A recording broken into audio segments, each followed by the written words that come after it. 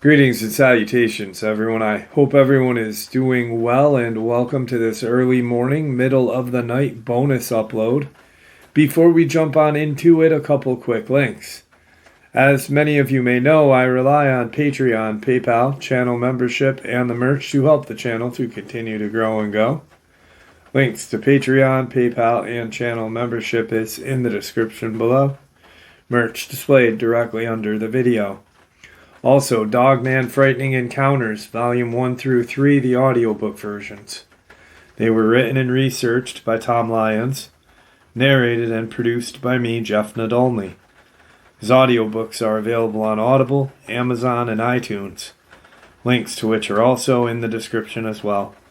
And finally, last but definitely not least, if you'd really like to help support this channel to continue to grow and go, simply subscribe. It does not cost you a cent. Click the like button, takes half a second.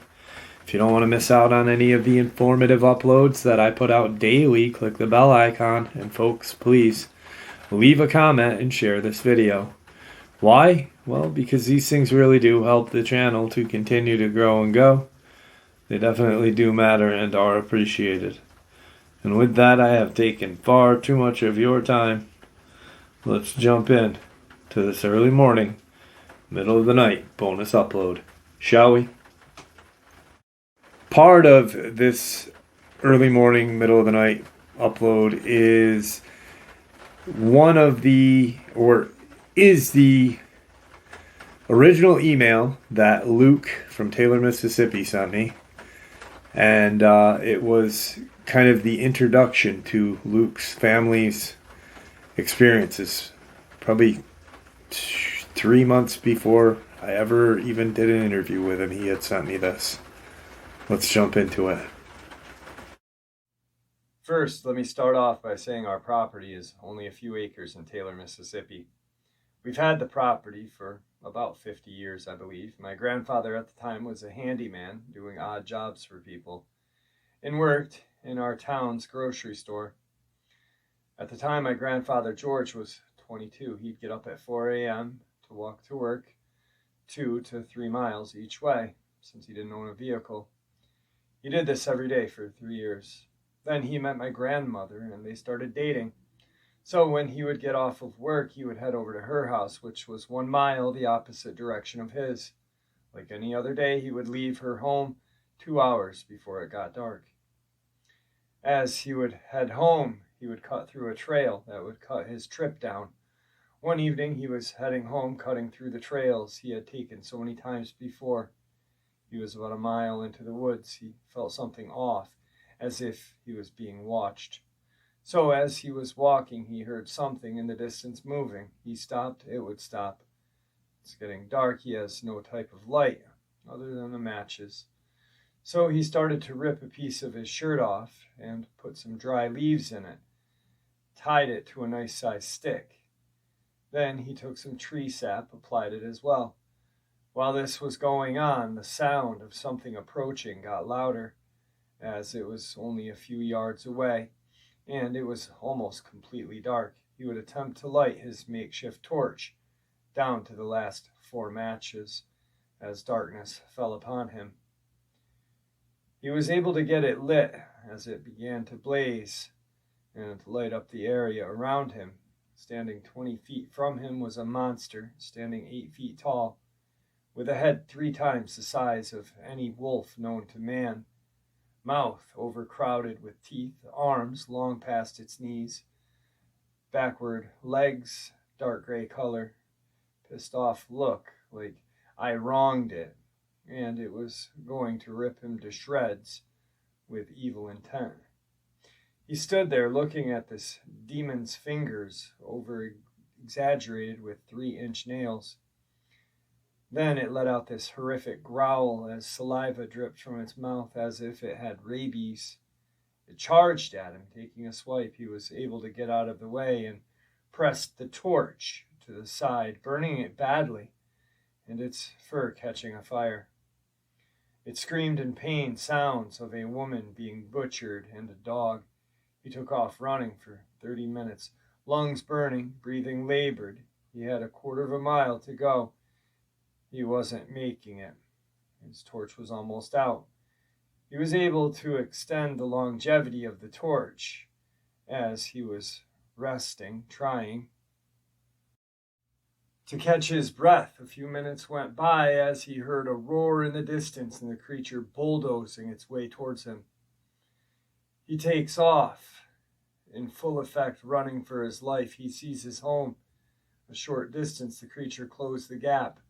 As he accepted the fact that he was about to die, tears pouring down his face, he yelled for his dad with everything he had before he collapsed from exhaustion. He came to find himself in his house. His father was in the kitchen at the time, the window that faced the woods. His hunting rifle was always at the door.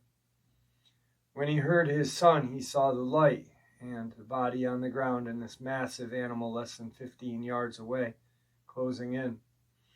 Without thinking, he grabbed his rifle, firing 2 shots, shattering the window at the creature, hitting it in the shoulder, quickly chambering another round, hitting it in the chest, causing it to flee back into the woods. That first encounter was the one that started it off. Briefly, before I get into any more, so we have Luke's great-grandfather, his grandfather, his father, himself, and his kids. 5 generations of these walking wolves have haunted and hunted this family. Hey Jeff, Luke here. Sorry, I meant to get back to you sooner, just tied up. So after all that happened to my grandfather, his dad never saw the creature in detail to know what it was. His father started dropping him off at work and picking him up until he was able to fix up an old car that was sitting there. As the days went on, he only saw the creature one time sitting on the ridge, which was a ways out. After that, he didn't see the thing for months. Went back to his regular life and ended up marrying his girlfriend at the time, later having a son, my dad. 6 months after he was born, strange things started happening around the house, which was built on the same property. Tapping on the bedroom window, doorknobs being tested, things like that.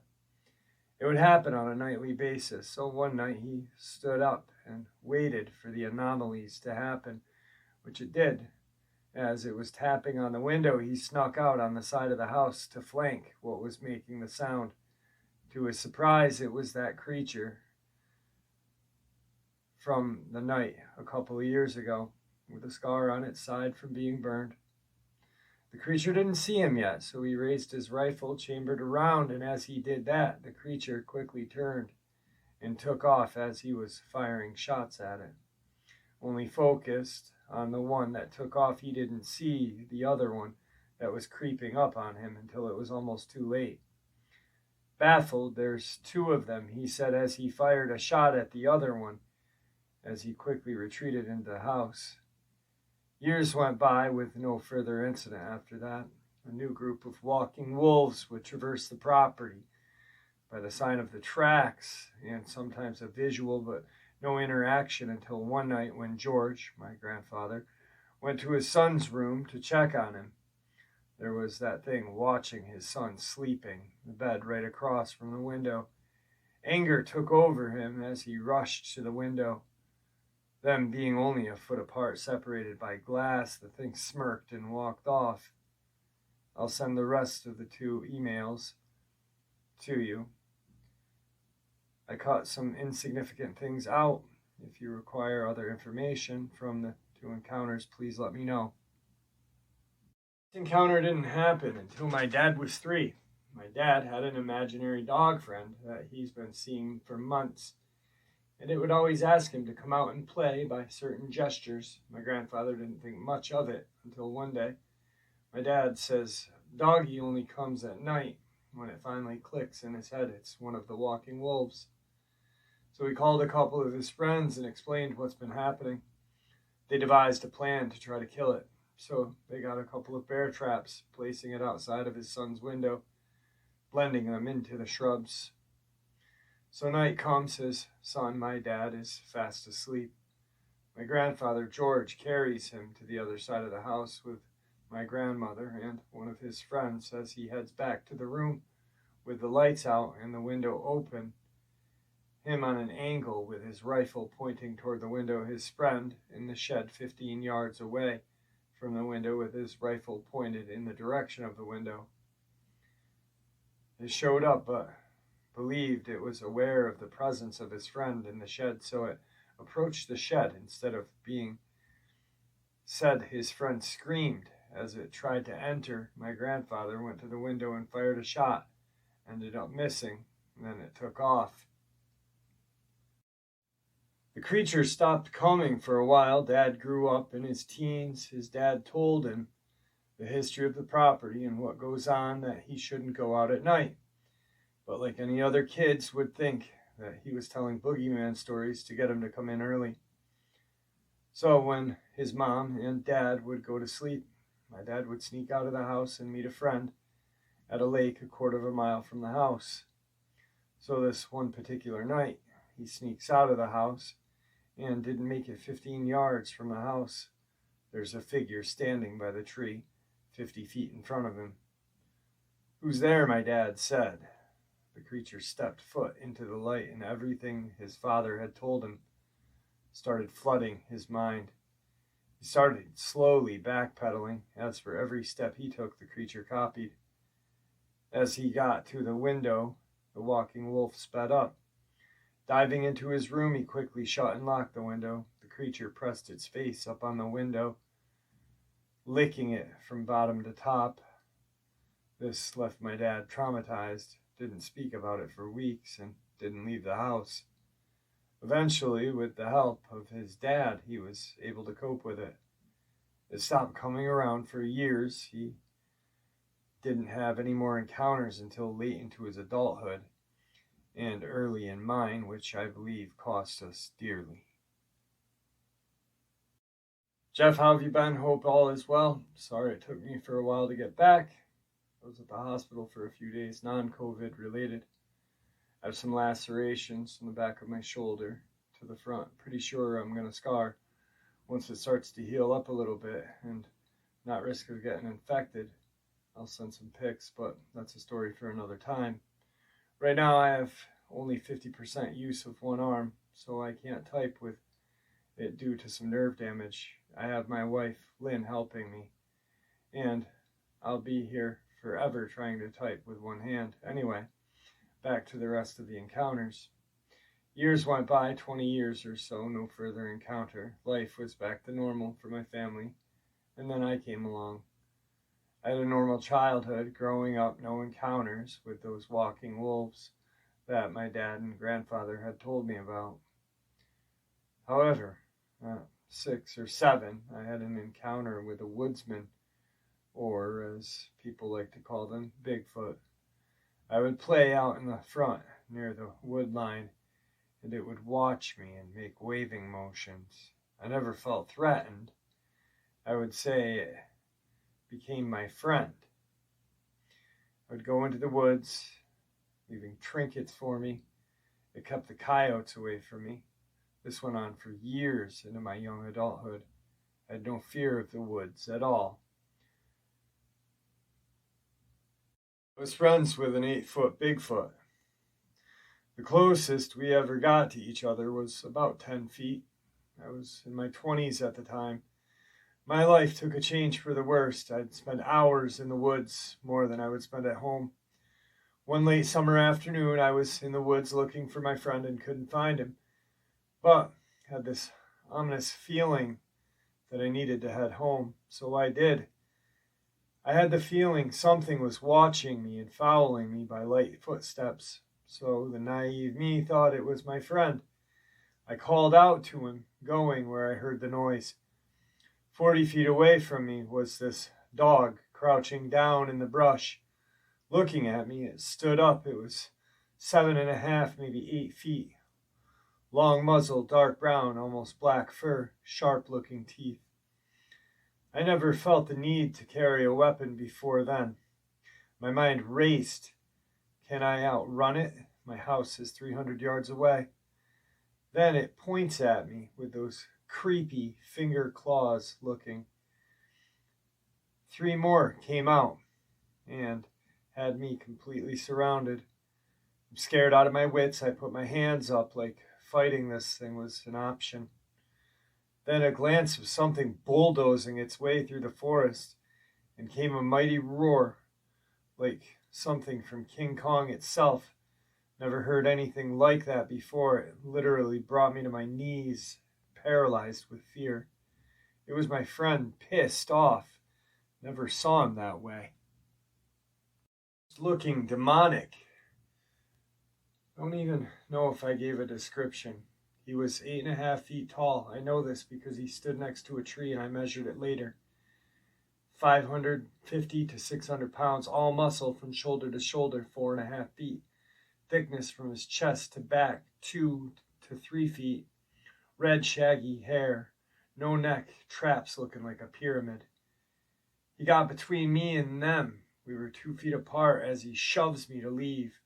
As I take off running, one of the smaller Dogman creatures, 6 foot or so in height, proceeds to give chase, launching itself 8 feet in the air, faster than anything known to man in my direction, passing the Bigfoot. As he turned, grabbing its back leg in midair, slammed it to the ground hard. The ground shook, stomping its head, killing it instantly. I proceeded to run again as I was starting to lose sight of all of them. All 3 were on top of him, making it to my house, telling my dad everything that had transpired. He calls my grandfather, telling him what was going on. He saw the Bigfoot on many occasions, and they had a mutual respect for each other. My grandfather felt it only right to help him since he had saved his grandson. He went to the location that I gave him, finding the walking wolves and the woodsman, down to 2 wolves, asking if the second one was missing a bottom jaw. The woodsman, bleeding from its neck, shoulder, stomach, was losing strength, dropped to one knee as my grandfather took a shot, hitting both creatures as they retreated yelping.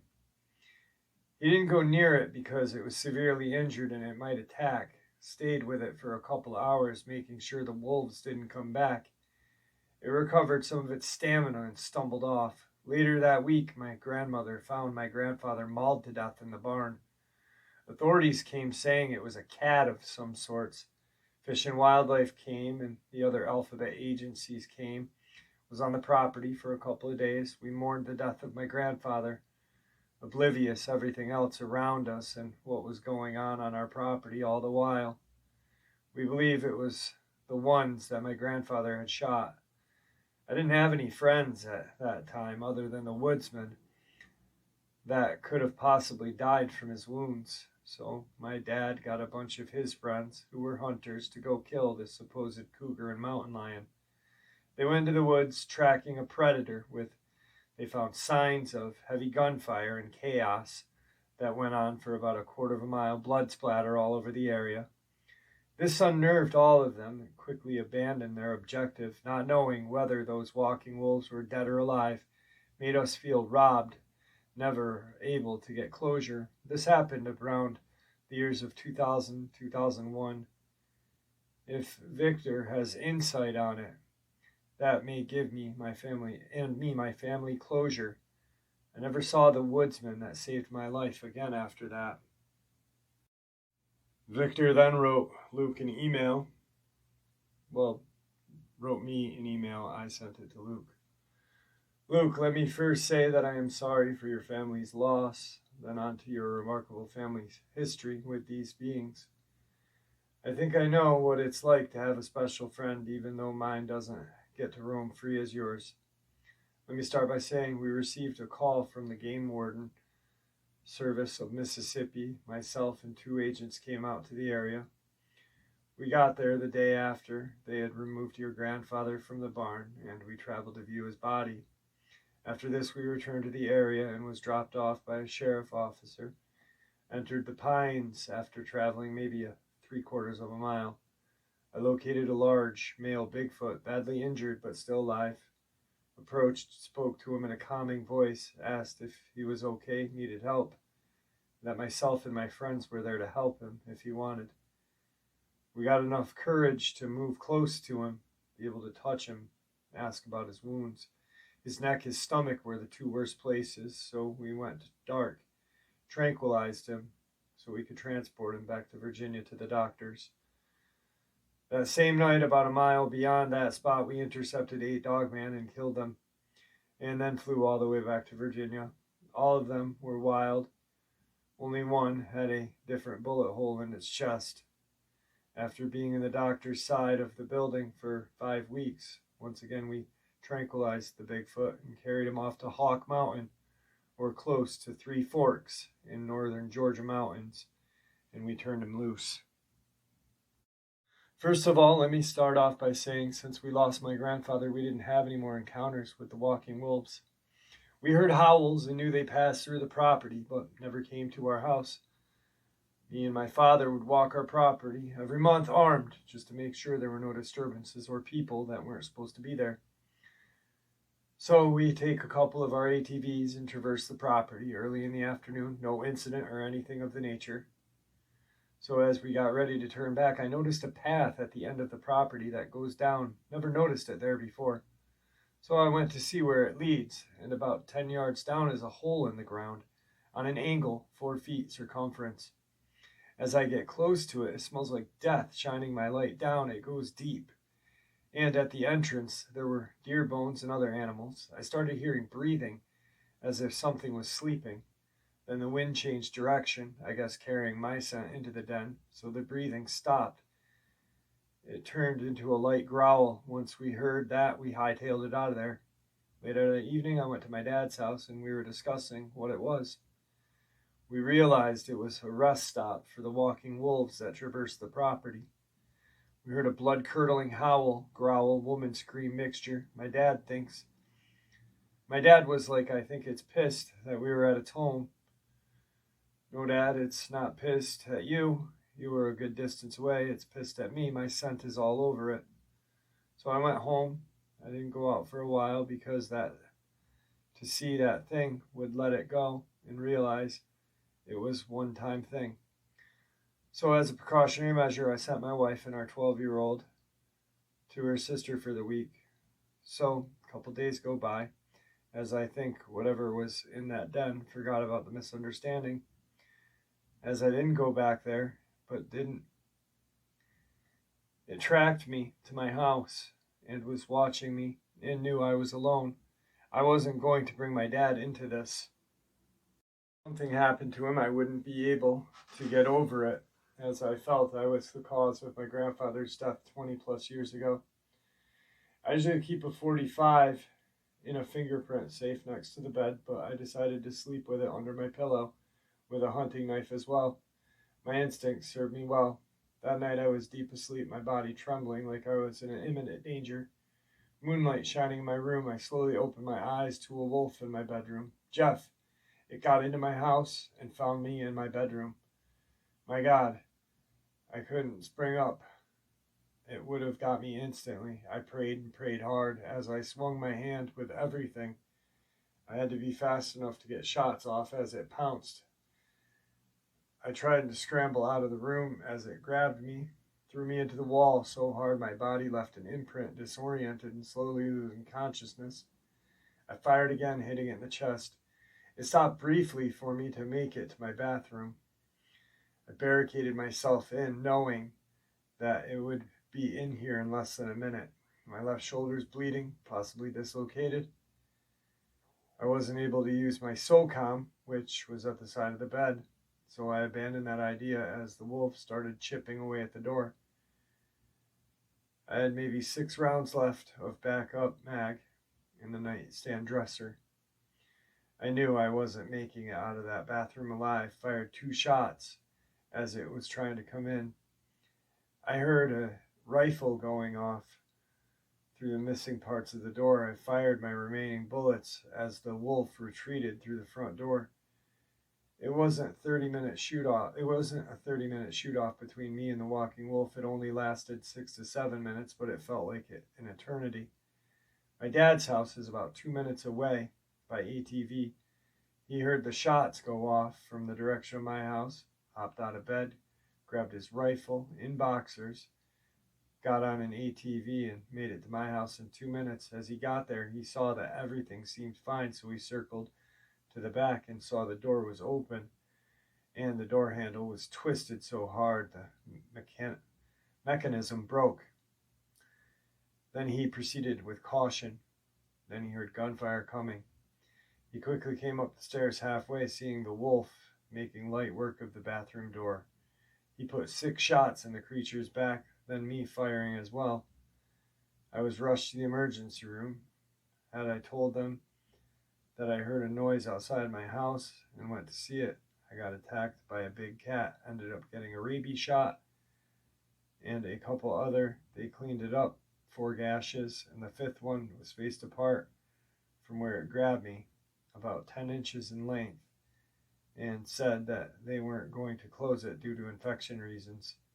After that, went to my dad's house, examined my house in the morning, blood all throughout my bathroom, leading outside. The blood outside, a dark red burgundy color. So my dad and a few of his friends helped clean and fix up the doors, reinforcing them. After all that was done, me and my dad decided to sell it due to the fact that our home is no longer safe. Jeff, if my dad was a deep sleeper or lived a few minutes further, I would have been dead, no question about it. I sleep with the lights on now. I survived the Dogman, but next time I may not be so lucky. This is why I'm leaving the property behind. Sorry, just got home, crashed, got met by armed individuals on my property asking me about walking wolves on my property, how many were killed, do I have a body, if I try to expose these creatures that I would regret it. The last person who tried to put this info out met a fate worse than death and is no longer in sane mind. I think they've been intercepting my emails, so be careful. I will send you what happened to us on the Appalachian Trail. I'll possibly call you tomorrow and talk on what's going on. Just caught up with the episodes. I was at least 5 shows behind. Oh my god, I literally at a loss of words, but I don't think he's dead from the encounters I had recently, but I do believe he is in trouble, and I will tell you why. Last week was my dad's birthday, the 20th of June.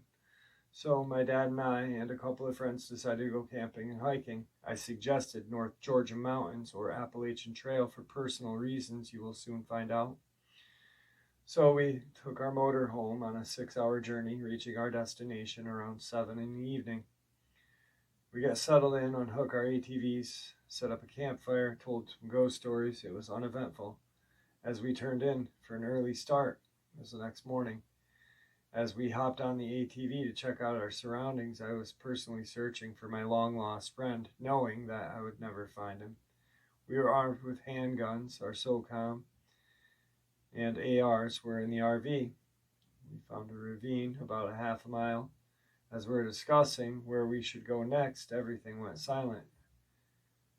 We unholstered our weapons, ready to engage what was making its way to us. It sounded heavy. To my surprise, it was a family of Sasquatch, and they weren't happy that we impeded into their territory. I will send the rest in 3 parts, as too long for me to type out. So we were met by rocks being thrown at us from a distance, whooping. One of my dad's friends wanted to take a shot in the direction of the commotion. I urged him not to. It'd only make matters worse. In the distance, I saw 3 juveniles crouched behind some shrubs. As our attention was on them, a massive one was approaching from our rear and very angry. It stopped about 50 yards away and roared. My dad's friend John turned and fired out of fear, barely missing. Then it charged him. I got between them, stopped shy 30 feet. It was almost 9 foot, red hair with patches of gray scars all over its stomach and neck. As I looked closely, it looked like an aged version of my old friend, which I was certain it was by the wounds that my late grandfather told us. I started crying, thinking that I was reunited with my friend. However, he didn't feel that way. He had a look of he wanted to kill us, which terrified me. I was forced to raise my gun toward him. I called him by name. I gave him a few years back, Big Red, but it didn't reach him, no motion. I told the rest of them to slowly back out toward the ATV, and I'll follow. So I proceeded to back away. Every 3 steps I took, he took 1. As we made it back to the ATV, we peeled out. Then Big Red gave chase on all 4s, then stopped, grabbing a log, launching it at us, barely missing us. We made it back to the RV, unarmed but shaken. Didn't go out for the rest of the day. I was scared, confused, depressed at the same time. My longtime friend was not my friend. I remembered. The next day, it was still being on my mind. We decided to go fishing to get my mind off of it, which we did, and it helped. We caught a lot of fish, spotted bass, a few trout. We were out for a few hours, just fishing about a mile and a half away from our campground. So we're heading back to our ATVs. As we're riding, we saw movement in the brush, keeping pace with us. I initially thought it was a walking wolf. I couldn't be any more wrong. If it was those wolfmen Victor had been talking about, black as night, looks like a hybrid from Underworld. It gained enough speed to take our cooler of fish and smirked, like, I got your food and there's nothing you can do about it. We packed up that night and left. Hey Jeff, long story short, I was walking on my property. I came across something in the brush. It happened to be one of them walking wolves. It was stalking something that turned out to be a special agent. I yelled out for the guy to watch out. The walking wolf got pissed, came after me instead, and he took shots at it, ended up hitting me and the wolf as we collided. So then I get an email from Luke's wife. Hello, good morning, Mr. Jeff. Let me start off by saying that I was away when all of this happened, just able to piece together things from what my father-in-law told me, and also information from the authorities and doctors. My dad was diagnosed with kidney cancer, which he lost his battle to last week. So when I went there in Whitehall, Pennsylvania to plan his funeral, I've been there for a few days. I received a call from Luke's dad stating Luke's in the hospital in serious condition. So you can see where my head's at. Just lost my dad, may lose my husband. I was also distraught to drive, so my sister drove us overnight.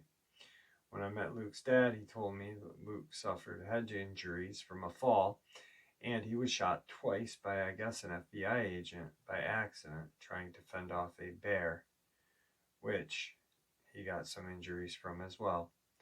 The reason they were on our property is that they received a tip from a reliable source that my husband was involved in illegal arms dealing, and they obtained a so-called warrant, which was a lie because when I asked to see it, they didn't produce. I was denied access to my husband, and when they had to put an armed guard watching him. My lawyer is dealing with this issue now, and Luke is medically induced coma until swelling in his head goes down. I didn't turn my phone in because plus denied them access to our property. I went through pictures and one attached of what he took the day of his accident. Keep you updated once he wakes up because I want to know what really happened.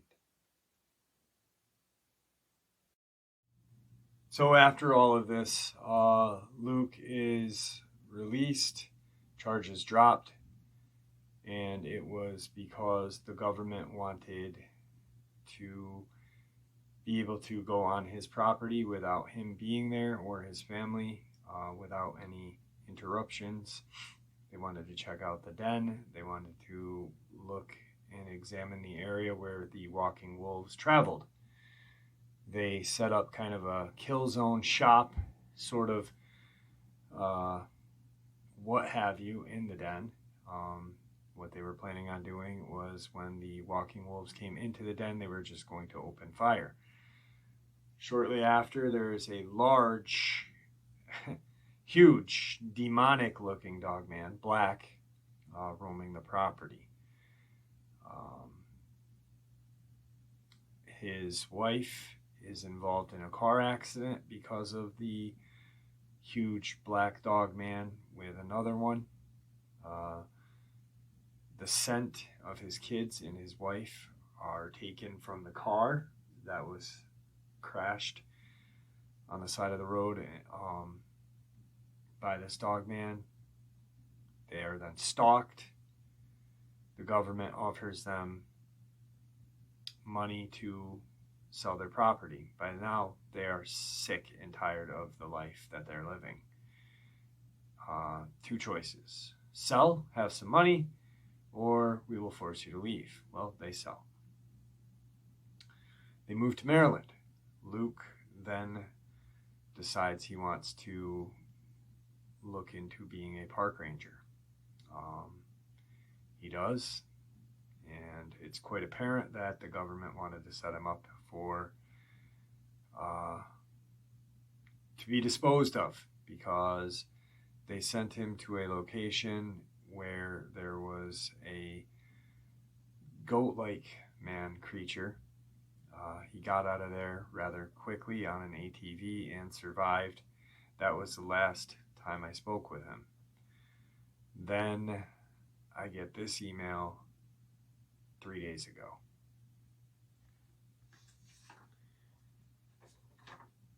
Hey Jeff, hope all is well. Luke here. A lot has unfolded in the past couple of months. I want to thank you for all you and the Walking Wolves family, you guys, have done thus far, helping me deal and cope with what my family's been going through. Next time you speak with Vic, tell him that I am truly grateful for giving me this opportunity to get closure. My dad's death was caused by them walking wolves. My kids told me that their grandpa saved them from it while they were in a public park. Dad died of his injuries. They wouldn't let me see him before he passed or after. My kids were interrogated the whole time they had them. My dad's last words to them was, "It's not your fault. You loved them. If anyone asks, it was a black bear." But Jeff, it wasn't. My family has been cursed for generations simply for existing. I almost lost my kids to these monsters. I've been tracking the one that killed my dad for a couple of days now. To my horror, there is a super PAC migrating. I haven't been home for a few days. This may very well be my last email. So that being said, thank you, Jeff, and I will have a gift for you that will be sent out to you. Original videos of these walking wolves from body and police dash cam. Hair, finger, also skull. I don't expect to make it out alive, but if I do, God graces, it won't be without a body. Take care of yourself, Jeff. And there you have it, folks. I hope you all enjoyed this early morning, middle of the night bonus as much as I enjoyed sharing it with you. I'd like to thank you for supporting the channel. It is, after all, your support that helps the channel to continue to grow and go, and what gives us all a place and a chance to share our experiences and theories judgment-free. Everyone is simply treated with the respect that we deserve. Please, everyone, stay safe, happy, healthy, and ever vigilant, keeping an eye on our children, pets, family, and friends. These creatures are real. These events have happened. Share this information with those you love and care about, and it may just help save their lives someday. Until next time, never stop asking questions. Never stop searching for the truth, and God bless you all.